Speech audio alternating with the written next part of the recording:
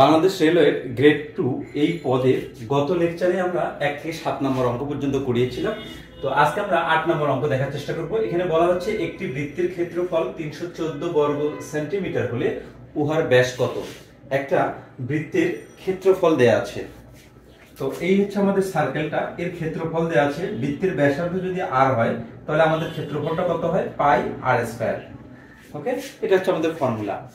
তো এখানে বলা হচ্ছে বৃত্তের ক্ষেত্রফলটা 314, তাহলে শর্ত মতে পাই r square is equals two 314 হবে। ওকে, এখন এখানে বলছে উহার ব্যাস কত। এই যে ব্যাসের কথা বলছে, ব্যাস বলতে হচ্ছে r বোঝায় আর 2r বোঝায়, এইটা আমাদের বের করতে হবে। এই ব্যাসার্ধ যদি r হয় তাহলে ব্যাস হবে 2r, কারণ এইটুকু হচ্ছে ব্যাসার্ধ এবং এদিকে হচ্ছে আরেকটা ব্যাসার্ধ, দুইটা মিলে 2r হয়। ওকে, এখন দেখুন আমাদের কাজ এখান থেকে হচ্ছে r এর মানটা বের করা। যদি r এর মানটা বের করতে চাই তাহলে এখানে r square is equals two লিখতে পারি 314 বাই পাই। এই পাই বলতে আসলে কি বোঝায়? পাই কিন্তু একটা অম্লক সংখ্যা, অর্থাৎ হচ্ছে 3.1416। এই যে সংখ্যাটা, এটা হচ্ছে পাইয়ের মান। যদি আমরা এখানে পাইয়ের ভ্যালুটা বসাই দেই তাহলে কিন্তু ভাগ করা খুবই ডিফিকাল্ট হয়ে যাবে। এই কারণে আমরা এখানে পাইয়ের মানটা বসাবো না, বসাবো কত, এই 3.1416 কোথায় থেকে আসছে, 22/7 একটা আদর্শ বৃত্তের আকার থেকে এই ক্যালকুলেশনটা চলে এসেছে যে 22/7। এটা হচ্ছে আমাদের পাইয়ের মান, আমরা ইভেন্চুয়ালি এটা বলতে পারি। তো আমরা এখানে এই পাইয়ের জায়গায় 314/22/7 এইটা আমরা বসাবো। এর পরের লাইনে যদি আমরা ক্যালকুলেশন করি তাহলে এখানে হবে 314 ইনটু এই 7টা উপরে উঠাই দিচ্ছি বাই 22, এই ক্যালকুলেশনটা হবে। এরপরে দেখুন আমাদের এখানে দেখুন 7 দ্বারা 314 কে গুণন, 7 দ্বারা যদি আপনি 314 কে গুণ করেন, 7 দ্বারা প্রথমে 300 কে গুণ করেন, 3 7 21, তার মানে হচ্ছে 2100 আর 7 14 হলো 98, তার মানে হচ্ছে 2198 হবে। এই যে 2198 আমি এখানে লিখতেছি, 98 লিখতেছি, বাই হচ্ছে 22। এখন আপনি একটু বোঝার চেষ্টা করুন যে আসলে 2198 মানে কত, প্রায় 2200, প্রায় 2200। এই 2200 কে যদি আপনি এই 22 দ্বারা ভাগ করেন, অ্যাপ্রক্সিমেট একটা ভ্যালু, যে আপনি 22 দ্বারা ভাগ করেন তাহলে 100 এর কাছাকাছি যাবে অ্যানসারটা, অর্থাৎ উত্তর হবে এখানে প্রায় 100 এর কাছাকাছি, প্রায় 100 এর কাছাকাছি। মানে এই ফিগারটা কিন্তু হবে 99.9999 এই ধরনের একটা ভাগফল আসবে। সুতরাং এটাকে আমরা অ্যাপ্রক্সিমেট দিয়ে 100 লিখতে পারি। তার মানে আমাদের এখানে এই যে দেখুন r square is equals two কিন্তু 100, তার মানে r এর ভ্যালুটা কত হবে, √100, তার মানে হচ্ছে 10। তার মানে এই r আসলে আমরা এখানে কি ধরেছিলাম, ব্যাসার্ধ ধরেছিলাম। আর যেহেতু ব্যাসার্ধ আমরা হচ্ছে 10 ধরেছিলাম, তাহলে এখানে বলছে ব্যাস কত। ব্যাস আসলে কত আমাদের 2r, 2 ইনটু r কত, 10, 10 দুগুণ 20। এইটা হচ্ছে আমাদের এই 8 নম্বর প্রশ্নের অ্যানসার। আশা করি বুঝতে পেরেছেন।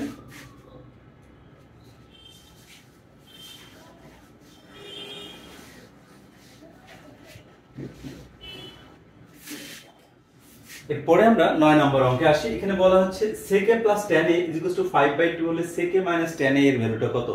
দেখুন এই ধরনের প্রশ্ন যদি আসে, চোখ বন্ধ করে আপনারা জাস্ট এটাকে উল্টাই দিবেন।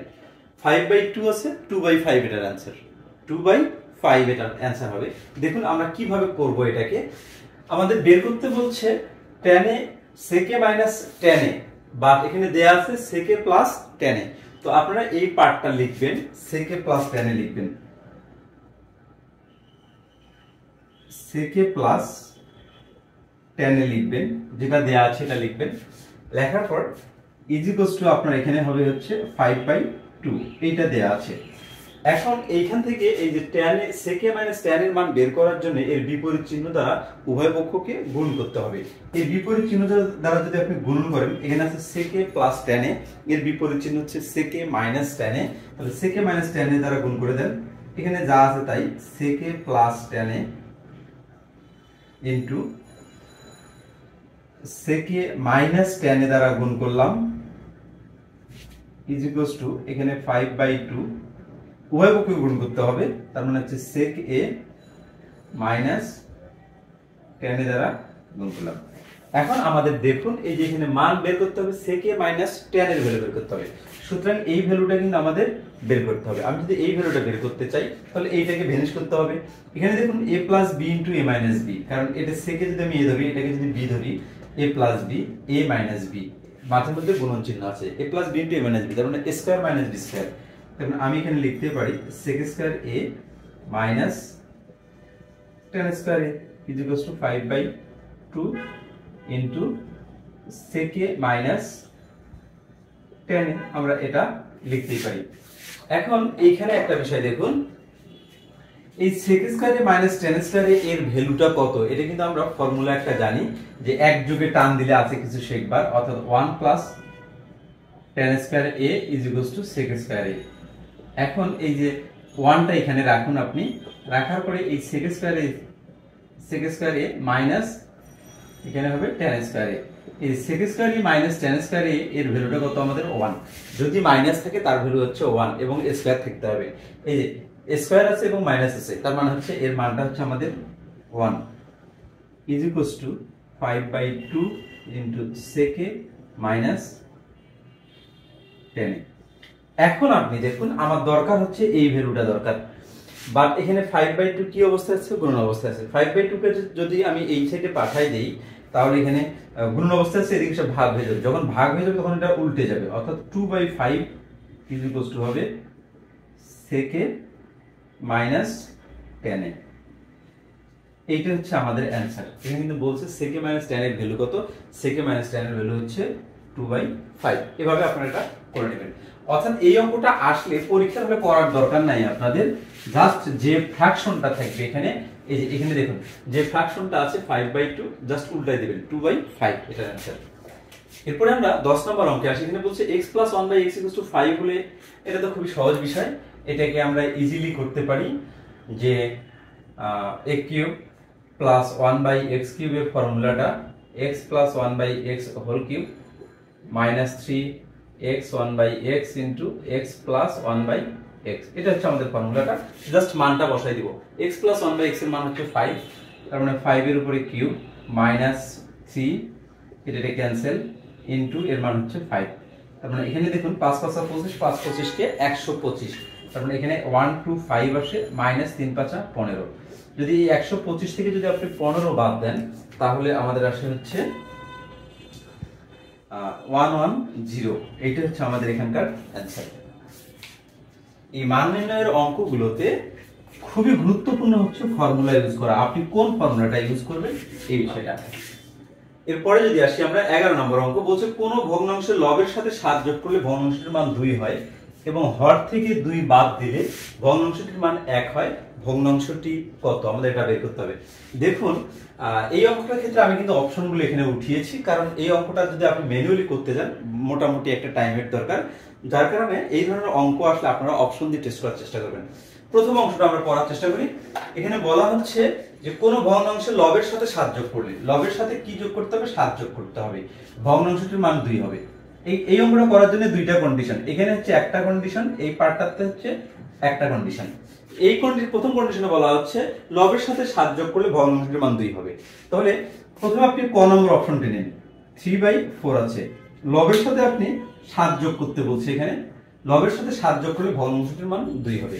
যদি আমি এখানে 7 যোগ করি কত আসে, এখানে দেখুন তো 10/4, যদি 2 দ্বারা ভাগ করে দিই 5/2, এটা কি 7? অবশ্যই না, সরি 7 যোগ করলে ভগ্নাংশের মান 2 হবে, এটা তো 2 না, সুতরাং এটা হবে না। এরপরে আমরা খ নম্বর দিয়ে টেস্ট করি। এখানে খ নম্বর আছে 3/5 আছে, ভগ্নাংশটির সঙ্গে কত যোগ করতে হবে, 7 যোগ করতে হবে। যদি আমি 7 যোগ করি 7 আর 3, এখানে 7 আর 3 কত, 10/5, ক্যালকুলেশন করলে এখানে কত আসে, 2 আসে। এখানে কিন্তু বলেছে ভগ্নাংশটির সাথে 7 যোগ করলে, লবের সাথে 7 যোগ করলে ভগ্নাংশটির মান 2 হবে। তার মানে আমি যখন এখানে 7 যোগ করে দিচ্ছি তখন এই ভগ্নাংশের মান হচ্ছে 2 হবে। তার মানে এটা হচ্ছে আমাদের হচ্ছে অ্যানসার প্রথম কন্ডিশন মতে। দ্বিতীয় কন্ডিশন মতে আসলে কি বলে দেখি আমরা একটু। দ্বিতীয় কন্ডিশনে এখানে বলা হচ্ছে, এটা দিয়ে দ্বিতীয় কন্ডিশনটা আমরা টেস্ট করব, যে হর থেকে 2 বাদ দিলে ভগ্নাংশটির মান 1 হয়। তাহলে হর থেকে যদি 2 বাদ দেই, এখানে 3/5 আছে, 3 5 - 2 3/3 = 1। তার মানে এইটাই হচ্ছে আমাদের কাঙ্ক্ষিত অ্যানসারটা। বলছে হর থেকে 2 বাদ দিলে ভগ্নাংশটির মান 1 হয়। আমাদের এইটা হচ্ছে লব, এইটাকে বলা হয় লব, আর এইটাকে বলা হয় হচ্ছে হর। এখানে বলছে হর থেকে 2 বাদ দিলে, এই জন্য হর থেকে 2 বাদ দিয়েছি। এখানে 3 হয়, 3 3 ক্যান্সেল হয়ে গেলে 1 হয়। এটা হচ্ছে আমাদের অ্যানসার।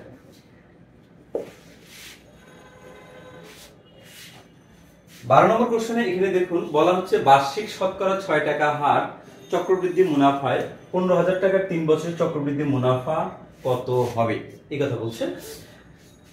এখানে চক্রবৃদ্ধি মুনাফার কথা বলছে। এখানে কিন্তু কোশ্চেন হচ্ছে দুটা, একটা হচ্ছে চক্রবৃদ্ধি মুনাফা আর একটা হচ্ছে চক্রবৃদ্ধি মূল। আমি দুটো ফর্মুলা এখানে লিখে দিচ্ছি। চক্রবৃদ্ধি মূল যেটা, চক্রবৃদ্ধি মূল, মূলটা হচ্ছে p ইন্টু 1 প্লাস r উপরে হচ্ছে n, এটা হচ্ছে চক্রবৃদ্ধি মূলের সূত্র। আর চক্রবৃদ্ধি মুনাফার ক্ষেত্রে, চক্রবৃদ্ধি মুনাফার ক্ষেত্রে সূত্রটা হবে p ইন্টু 1 প্লাস r উপরে n মাইনাস p। এর মানেটা হচ্ছে দেখুন এই চক্রবৃদ্ধি মূলের ফর্মুলাটা দেখুন, এখানে যদি আপনি p r আর n এর মান বসান তাহলে আপনি কি পাবেন, মুনাফা এবং আসল দুইটা মিলে যে পরের মাসে অর্থাৎ হচ্ছে পরের বছর, এখানে যদি 2 বছরের কথা বলে, এর মান যদি 2 বছর হয় তাহলে তৃতীয় বছরে গিয়ে মুনাফা এবং আসল মিলে যে মূলধনটা হবে সেই মূলধনটা এখানে পাওয়া যাবে। আবার এখানে বলানো হচ্ছে যে মূলধনটা হবে ওইখান থেকে আপনি আসলটা বাদ দিচ্ছেন, এই যে আসলটা আপনি বাদ দিচ্ছেন, বাদ দেওয়ার পরে তাহলে কি থাকবে, মুনাফা এবং আসল থেকে যদি আপনি আসলটা বাদ দেন, পিটা বাদ দেন, তাহলে মুনাফাটা থাকে। এজন্য বলা হচ্ছে চক্রবৃদ্ধি মুনাফা। এটা আশা করি বুঝতে পেরেছেন কথাটা। তো আমাদের এখানে বলছে চক্রবৃদ্ধি মুনাফা বের করার জন্য, চক্রবৃদ্ধি মুনাফার ফর্মুলা হচ্ছে এটা, তার মানে আমরা এই ফর্মুলাটা জাস্ট ইউজ করব। এখানে আমি এই ফর্মুলাটা মিশাই দিচ্ছি। চক্রবৃদ্ধি মুনাফা, তাহলে আমরা এখানে জাস্ট মানটা বসাবো। এখানে পি এর কথা বলছে, পি এখানে কি এই প্রশ্নে, পি হচ্ছে যে চক্রবৃদ্ধি মুনাফা 1500 টাকার, এটা হচ্ছে পি এর ভ্যালু, পি হচ্ছে 15,000 টাকার কথা বলছে। সময়ের কথা বলছে হচ্ছে 3 বছর, সময় n সমান সমান 3 বছর। চক্রবৃদ্ধি মুনাফা কত, শতকরা হার হচ্ছে 6 টাকা, তার মানে হচ্ছে হার, মুনাফার হার n আর সমান সমান হচ্ছে আমাদের 6% বা 6 টাকা, এই ধরনের একটা কথা। এখন জাস্ট হচ্ছে আমরা এখানে মানগুলো বসাই দিব। আমরা যদি মানগুলো বসাই দিই, এখানে স্পেসটা একটু কম, আমি যদি উপরেরগুলো মিশাই দিই,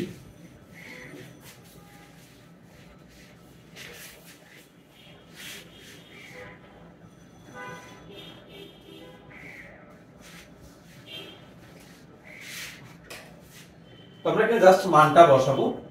চক্রবৃদ্ধি মুনাফা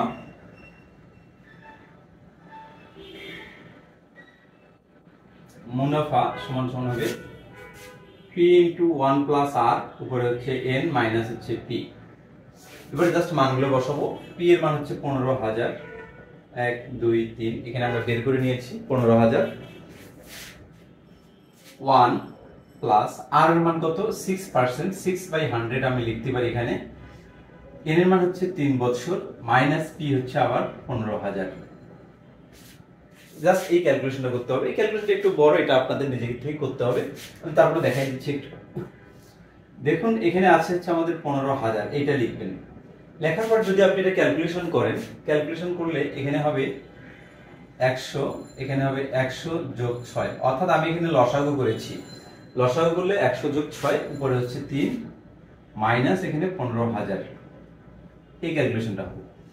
এর পরের পার্টে আমরা এখানে কি লিখতে পারি দেখুন, এখানে 15,000 1 2 3 ইনটু, এখানে দেখুন এটা যোগ করলে 106 হয়, নিচের মধ্যে 100 হয়, তো এই দুইটার উপরে কিন্তু হচ্ছে 3 আছে, তার মানে 106 3 বার গুণন এবং এখানে 100 3 বার গুণন, ওই কথাটা লিখি এখানে 106 ইনটু 106 ইনটু 106 বাই হচ্ছে 100 ইনটু 100 ইনটু 100 মাইনাস 15,000। ওকে, এই হচ্ছে ক্যালকুলেশনটা আমাদের। এখন জাস্ট আমরা শূন্যগুলো কেটে দেওয়ার চেষ্টা করি। 1 2 3, 1 2 3, 3 শূন্য ক্যান্সেল করে দিলাম। এখন আমরা যদি এই 15 কে 3 দ্বারা কাটি, 5 দ্বারা কাটি, তাহলে 3 আসে এবং এই যে 100কে এটাকে যদি আমরা 5 দ্বারা কাটি তাহলে 20 আসে। এখন আমাদের এইখানে দেখুন উপরে আমাদের কত থাকে, উপরে দেখুন এই যে 106 106 106 অর্থাৎ 3 ইন্টু 106 ইন্টু 106 ইন্টু 106 বাই এখানে কত আসে 20 ইন্টু 10, এখানে 10 আছে কিন্তু, হ্যাঁ 20 10কে আমাদের এখানে 200 আসে। এখন আমরা আরেকটা কাজ করি, সেটা হচ্ছে জোড় সংখ্যাগুলো কেটে দেওয়ার চেষ্টা করি। যদি 2 দ্বারা কাটি এখানে 53 আসে, 53 আসে। 2 দ্বারা কাটলে এখানে 100 আসে। আবার এটাকে যদি 2 দ্বারা কাটি এখানে 53 আসে, আবার এটা কাটলে 50 আসে। এটাকে যদি 2 দ্বারা কাটি 25 আসে, আবার 2 দ্বারা কাটলে এখানে 53 আসে। তার মানে এখানে একটা দুইটা তিনটা 53 আর হচ্ছে একটা 3 যদি আপনারা গুণন করেন এখানে -15,000। ওকে, এখন আমাদের জাস্ট হচ্ছে এগুলো ক্যালকুলেশন করে নিব, দেখাচ্ছি। তিনটা 53 আর একটা 3 যদি আপনি গুণন করেন টোটাল ক্যালকুলেশন হবে আপনার 4,46,631 হবে, ভাগ এখানে 25 মাইনাস এখানে দেখুন 15,000 আছে, এখানে 15,000 থাকবে, 15,000 থাকবে। ওকে, এখন এর পরের লাইনটা আমরা জাস্ট হচ্ছে 25 হচ্ছে লসাগু করব। এখানে 4,46,000 এখানে 631 হবে, মাইনাস এখানে দেখুন যদি আমরা লসাগু করি তাহলে 15 দ্বারা এটাকে গুণ, 15 আর 25 গুণ করলে 375 হয়, এখানে 3টা শূন্য আছে, অর্থাৎ 375 আর হচ্ছে 2 3টা শূন্য। এইটা যদি আপনি এই দুটা বিয়োগ করেন, বিয়োগ করলে আপনি যেটা পাবেন সেটা হচ্ছে 71,631 বাই হচ্ছে 25, অর্থাৎ এই 25 থাকলো, বাট এটা জাস্ট হচ্ছে বিয়োগ করে এখানে আমি লিখছি 71,631। এবারে যদি আপনি 25 দ্বারা এটাকে ভাগ করেন তাহলে আপনি পাবেন 2,865.4। এইটা হচ্ছে আমাদের এই প্রশ্নটার অ্যান্সার। এই যে আমি যোগ বিয়োগ গুলো এখানে শর্টকাট করছি, আপনারা এগুলো দেখে নেবেন, যোগ বিয়োগ বা গুণন ভাগ যেগুলো এগুলো আপনারা একাই করার চেষ্টা করবেন। তো তার মানে আমাদের এইখানকার প্রশ্নটা বলছিল যে চক্রবৃদ্ধির মুনাফা কত, চক্রবৃদ্ধির মুনাফা তার মানে হচ্ছে আমাদের 2,865.4 টাকা।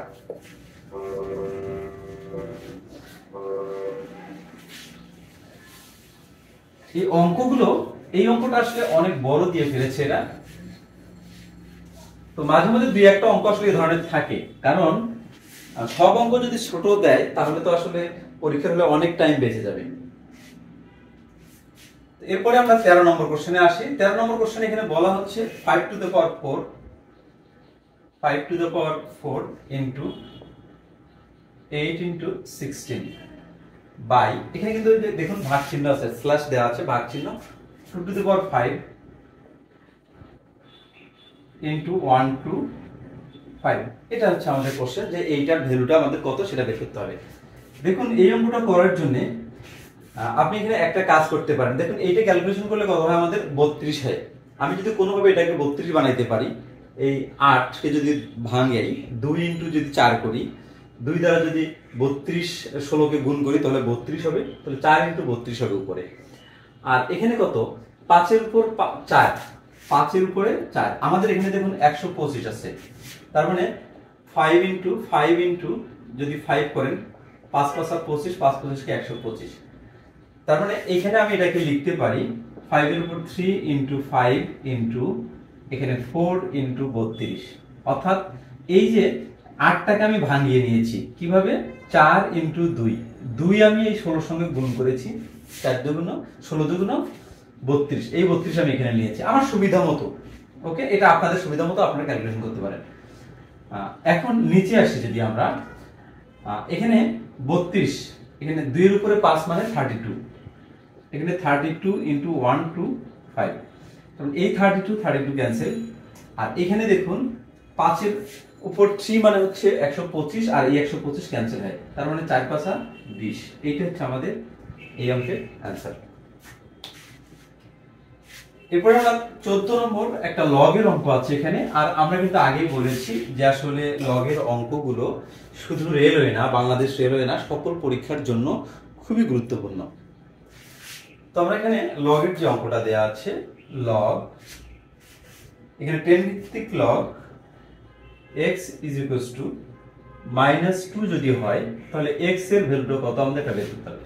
এটা লগারিদমীয় আকার, আমাদের সূচকীয় আকারে জাস্ট কনভার্ট করব আমরা। সূচকীয় আকারে কনভার্ট করার নিয়ম হচ্ছে এর উপরে আসবে এইটা, তার মানে 10 এর উপরে হবে -2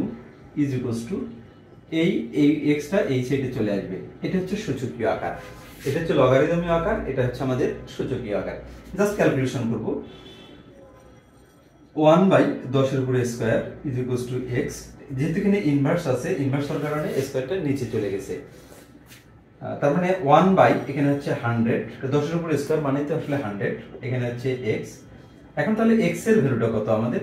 x এর ভ্যালু হচ্ছে এই যে 1 রে 10 বা 100 দ্বারা ভাগ, 1 কে যদি 100 দ্বারা আপনি ভাগ করেন, অর্থাৎ 1 কে ভাগ হচ্ছে এই 100 দ্বারা ভাগ করলে এটা ছোট হয়ে আসবে, তার মানে দশমিকটা এখানে আছে, 2 ঘর সামনে চলে আসবে, 1 ঘর 2 ঘর 0.01। এটা হচ্ছে আমাদের অ্যানসার এই অঙ্কে।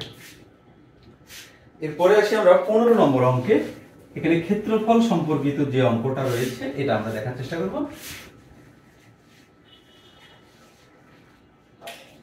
এখানে বলা হচ্ছে একটি আয়তাকার ঘরের দৈর্ঘ্য প্রস্থের 1.5 গুণ। 1.5 গুণ বলতে কি বোঝায়? এই যে হাফ যোগ 1 সমান সমান 2 হচ্ছে লসাগু, 1 যোগ 2 তার মানে হচ্ছে 3/2। এটা হচ্ছে 1.5, এটা হচ্ছে 1.5। একটা আয়তাকার ঘরের দৈর্ঘ্যটা, এই দৈর্ঘ্যটা হবে প্রস্থের 1.5 গুণ। তাহলে ধরি প্রস্থ x, প্রস্থ যদি আমার x হয় তাহলে দৈর্ঘ্যটা কত হবে? প্রস্থের 1.5 গুণ, 3/2 ইনটু x, তার মানে x এর 1.5 গুণ। তার মানে ক্যালকুলেশন করলে হচ্ছে এখানে 3x/2। এখন এখানে বলে দেয়া আছে ক্ষেত্রফল 600 বর্গ মিটার হলে, তাহলে আমরা এখানে দৈর্ঘ্য আর প্রস্থ জানি, তাহলে ক্ষেত্রফলটা বের করে নিই। অতএব ক্ষেত্রফল x ইনটু 3x/2, তাহলে আমাদের কত আসে? 3x²/2। এইটা হচ্ছে ক্ষেত্রফল। বাইজার কন্ডিশনের প্রশ্নে বলা হচ্ছে ক্ষেত্রফল সমান 600। আপনার শর্তে ক্ষেত্রফল 3x²/2 = 600। যদি ক্যালকুলেশন করি x² = 600 ইনটু 2/3। 3 দ্বারা যদি আপনি 6 কে কাটেন তাহলে 2 আসে, এখানে 200 ইনটু 2 তার মানে হচ্ছে 400। এই x² আছে, তার মানে x √400। এখানে কিন্তু আপনার হচ্ছে যদি আমরা এই 400 কে রুট করি, x কত হচ্ছে আমাদের 200 হবে, 2 0 20 হবে। আর এখানে কিন্তু প্লাস মাইনাস হবে না, কারণ x হচ্ছে আমাদের একটা দৈর্ঘ্য, যার কারণে এখানে কখনোই আমাদের প্লাস মাইনাস হবে না। তার মানে x এর মান আমরা কত পেয়ে গেলাম? 20 পেয়ে গেলাম। তার মানে এখানে দেখুন প্রস্থ হচ্ছে 20, এবং তাহলে এই দৈর্ঘ্যটা কত হবে? তাহলে দৈর্ঘ্যটা হবে 3 × 20/2, তার মানে 10, 3 10 30। তার মানে দেখুন দৈর্ঘ্য হচ্ছে 30, প্রস্থ হচ্ছে 20। তাহলে এখন আমাদের এখানে বের করতে বলেছে উহার পরিসীমা কত। তাহলে পরিসীমা আমরা কি জানি? পরিসীমা বা পেরিমিটার, পরিসীমা 2 × l + b। 2 × l এর মান কত? দৈর্ঘ্যটা আমাদের কত? 30, এই যে 30 + b, প্রস্থ কত? 20। ক্যালকুলেশন করলে আমাদের 30 আর 20 কত? 50 × 2, 50 × 2 = 100। এই হচ্ছে আমাদের টোটাল 15টি অঙ্কের সলিউশন বাংলাদেশ রেলওয়ে। পদের নাম হচ্ছে গার্ড গ্রেড 2। তো যদি আপনাদের এই ভিডিওটি ভালো লাগে এবং ম্যাথগুলো যদি আপনাদের ভালো লাগে, সেক্ষেত্রে অবশ্যই আমার এই চ্যানেলটি সাবস্ক্রাইব করে রাখুন, এবং বাংলাদেশ রেলওয়ে সম্পর্কিত আরো গুরুত্বপূর্ণ ভিডিও পেতে এখনই চ্যানেলটি সাবস্ক্রাইব করে রাখুন। আল্লাহ হাফেজ।